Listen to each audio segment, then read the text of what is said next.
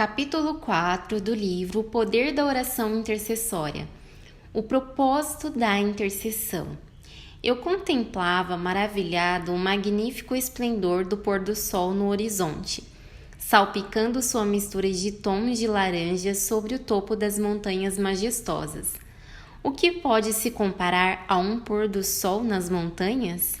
Esse sentimento se instalou novamente enquanto me lembrava de que estava olhando para uma representação de duas coisas muito importantes para Deus e para nós: destino e oração intercessória.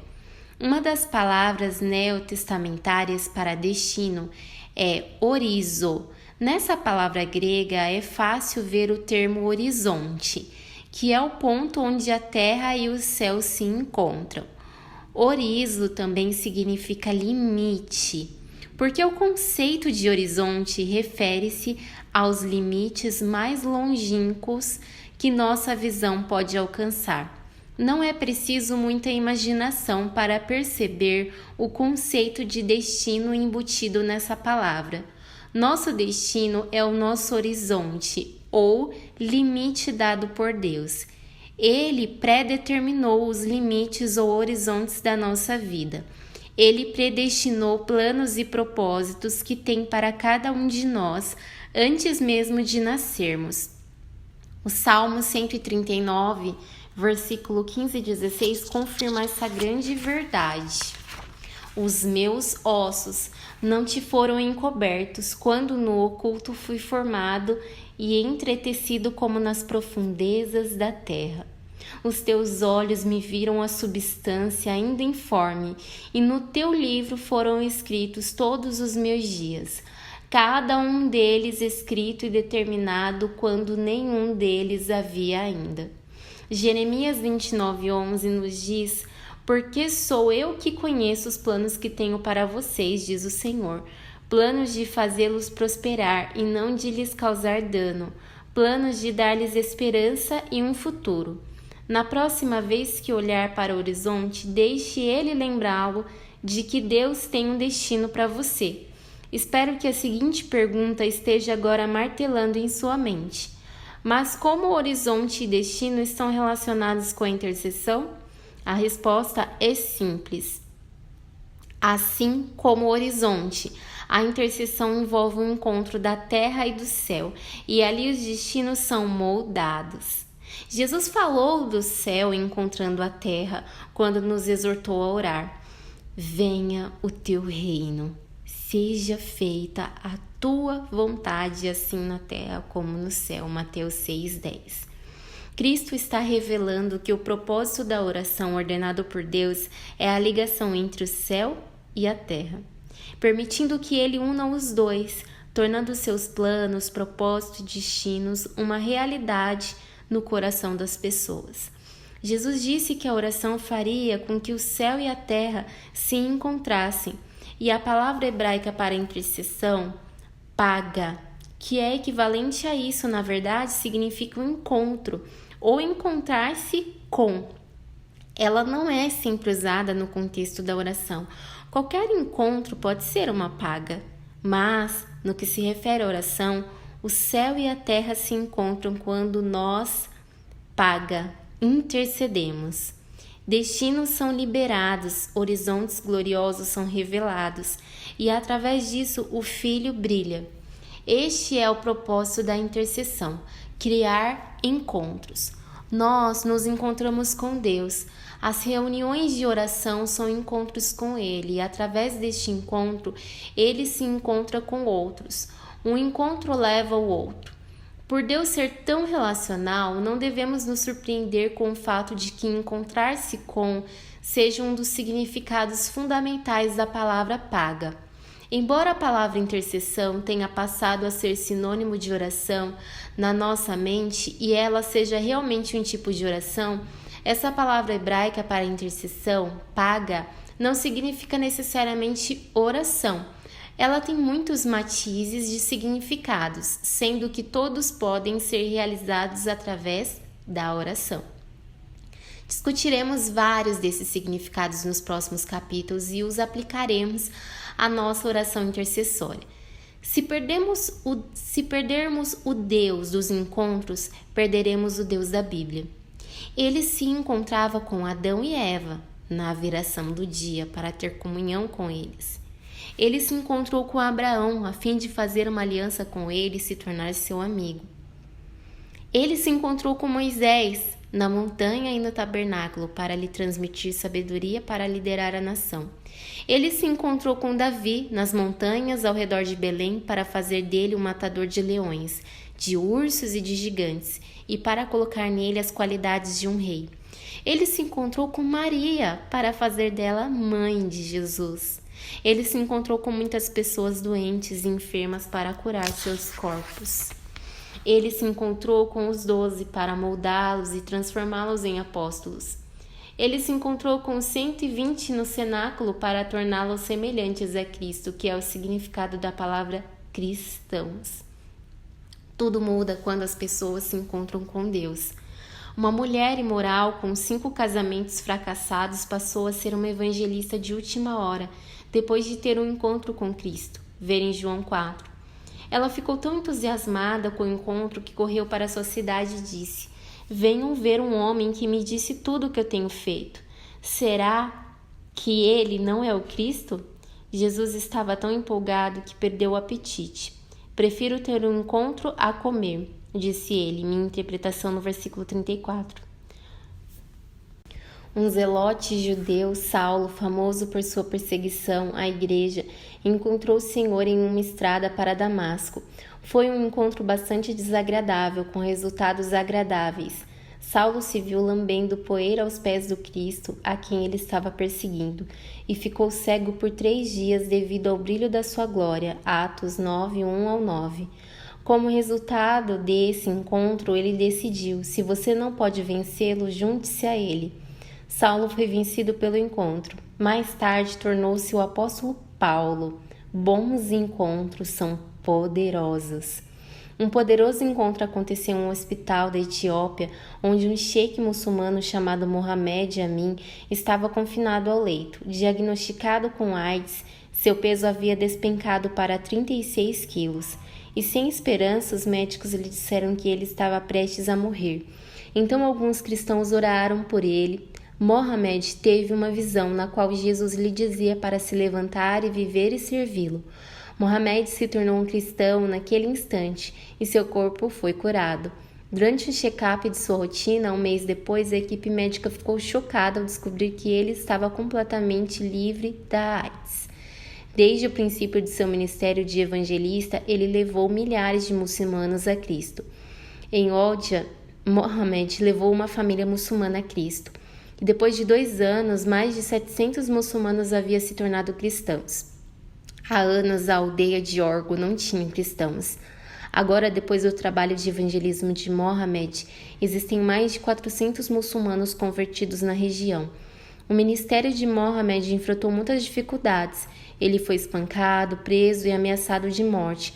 Porém, confiando na proteção de Deus, ele declara que sua obra junto aos muçulmanos da Etiópia irá continuar. "Acredito que Deus vai me guardar por muitos anos ainda", diz Mohamed, "e dou a Deus a glória por tudo." Para entender plenamente o propósito da intercessão, os encontros, é útil observar esse propósito no contexto da maior necessidade do homem, a de se reconciliar ou de se reconectar com Deus depois da queda.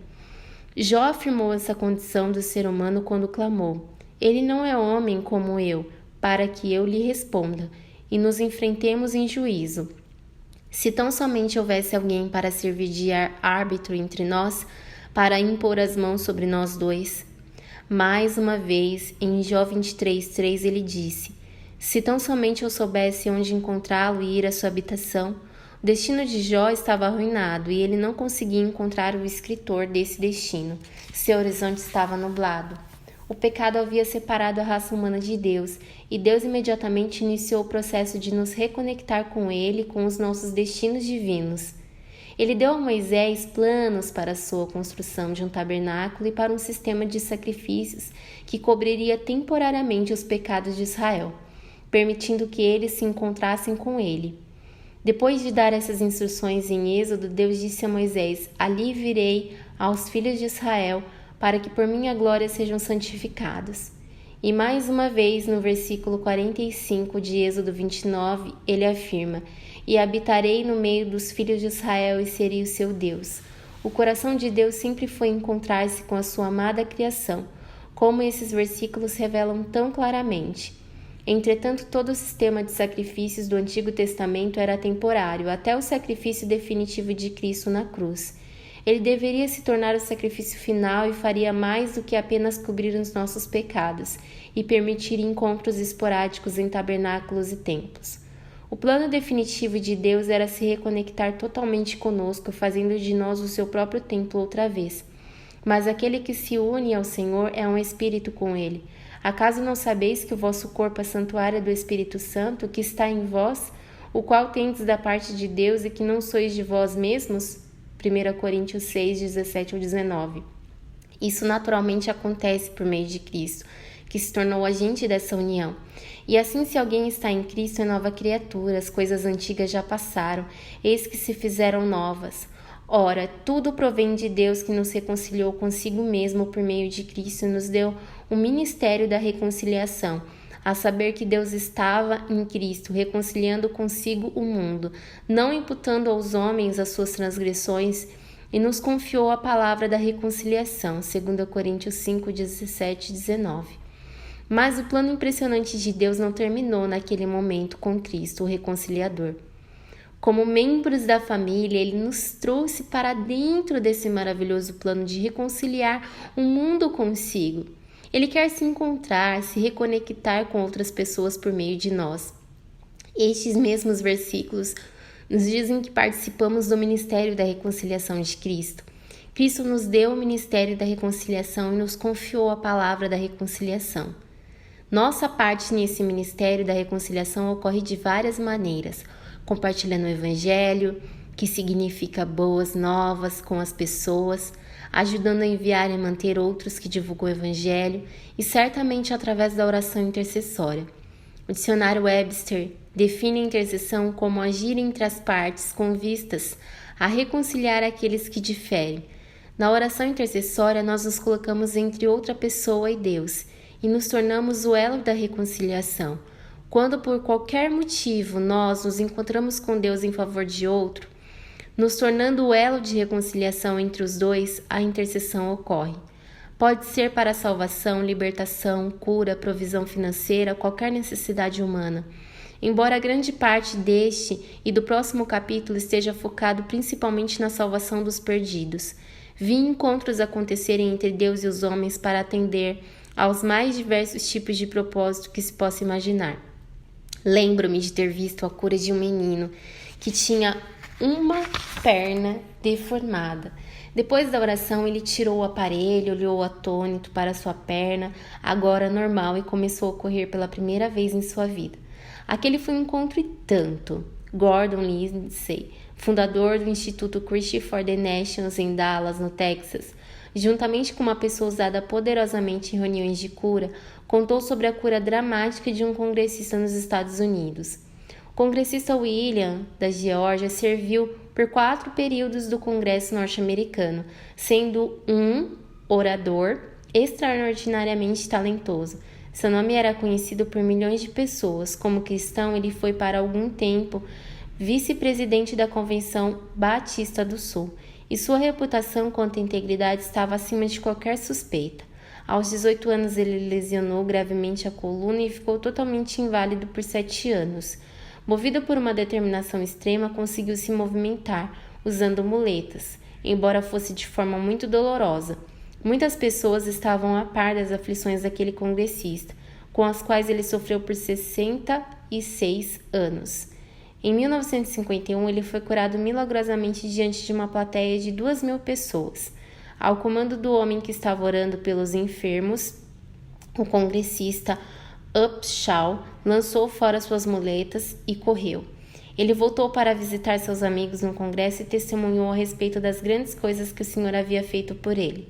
Costumava impressionar seus amigos indo ao encontro deles andando com a agilidade de um jovem. Falando de sua notável libertação, ele disse: "Deixei as minhas muletas de lado e fui em direção da minha mulher, que gritava feliz. e o firmamento se abriu. Os céus desceram até as nossas almas para nos saudar e a glória coroou o trono de graça. Eu diria que podemos classificar esse como sendo um encontro e tanto. Por mais maravilhosas que as reuniões de cura sejam, ainda maior é a cura do espírito, quando uma pessoa recebe a salvação. Nos anos de 1970, meu irmão Tim e eu trabalhávamos na mesma empresa de construção civil. Como todo crente em Jesus Cristo deve fazer, nós orávamos por nossos colegas de trabalho e procurávamos maneiras de falar de Cristo com eles. Percebemos que ele queria entrar em contato com eles por meio de nós. Tínhamos como alvo certas pessoas específicas, entre elas um jovem a quem eu chamei de Bob. Ele parecia alguém bastante aberto e fazia muitas perguntas. Com uma história de vida bastante dura, toda ela passada longe da igreja, Bob, como muitas pessoas, era usuário de álcool e drogas, além de ser muito hábil com palavras de baixo calão. Falando de um modo geral, ele era um grande adepto do pecado. Entretanto, aprendi há muito tempo que Deus ama os pecadores. Não, ele não gosta do pecado, mas diferente de muitos cristãos, ele não permite que o pecado destrua o seu amor pela pessoa. Na verdade, certa ocasião, ele permitiu que uma prostituta lavasse seus pés com suas lágrimas e com seus cabelos, bem na frente de vários líderes religiosos, em Lucas 7,38. Não sou tão seguro quanto ele. Essa situação teria me deixado bastante desconfortável. Jesus, por outro lado, a encarou como uma chance de se encontrar com alguém e não de se retirar. Voltando ao Bob, falávamos muito com ele sobre o Senhor e orávamos por ele regularmente. E finalmente chegou o dia em que aquele homem estava aberto e interessado bastante para assistir um culto conosco. Fazíamos parte de uma banda cristã e Bob concordou em ir nos ouvir. Na reunião daquela noite, Bob teve um encontro só seu. Cristo o encontrou no seu próprio poço de desespero como uma mulher imoral. Interrompeu sua jornada destrutiva com sua gloriosa luz da verdade como sal. Ligou os céus e a terra e reconciliou com Deus. Outro destino estava sendo delineado. As reuniões de oração haviam permitido que o Deus dos encontros se encontrasse com uma alma sedenta, e ele nos usou para fazer isso. Que noite! O fruto da intercessão. Assim como fez com Bob, Jesus quer ter encontros com as pessoas hoje por intermédio da nossa intercessão. Nós somos o seu elo, nossas orações liberam o fruto do Calvário. A intercessão exerce um papel vital, não apenas na preparação do pecador, mas também no envio de trabalhadores para a seara. Como relatado em Mateus 9,38, Jesus disse que mais trabalhadores eram necessários para a colheita de almas. Rogai, pois, ao Senhor da seara que mande trabalhadores para a sua seara. Essencialmente, Jesus estava dizendo: quero me encontrar com mais pessoas a fim de reconciliá-las com o Pai. Precisamos de mais trabalhadores para realizar isso, mas vocês precisam pedir que eles sejam enviados. Quando Paulo e Barnabé foram enviados para a colheita, em Atos 13, foi através da oração. Assim, depois de jejuar e orar, impuseram-lhe as mãos e os enviaram. Atos 13, versículo 3. Temos a tendência de pensar primeiro em dinheiro quando falamos em enviar obreiros, uma vez que o nosso foco geralmente está no suporte financeiro necessário. Entretanto, nenhuma dessas duas passagens menciona isso. Jesus disse, e a igreja primitiva acreditava que a oração é a maior necessidade quando se trata de enviar obreiros reconciliadores.